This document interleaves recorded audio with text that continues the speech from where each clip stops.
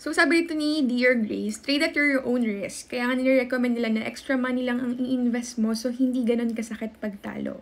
Ayan po, tama po si Dear Grace kasi here in Forex, it's very risky. And when you put your money here, you have to make sure na you are at peace even na merong mga high impact news. I'll show you ngayon na. So, this is October 2 and nandito tayo sa Forex Factory where we check yung current news sa Forex, okay?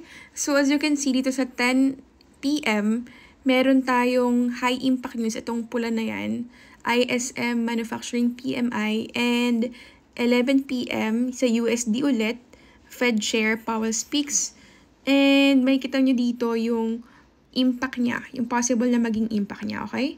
And ipapakita ko sa inyo kung ano yung naging actual na impact niya sa atin nung nagkaroon ng news na yan.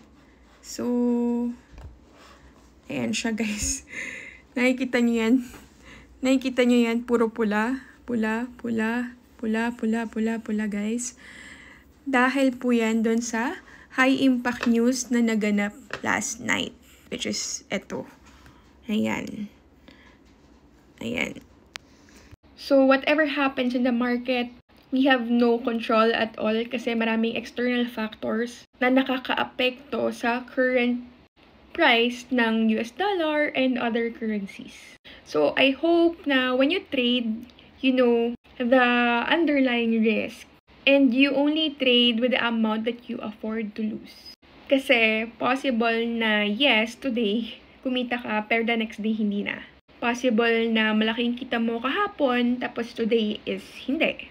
Ganon. Kaya you always have to remember that past performances don't guarantee future performances. Okay?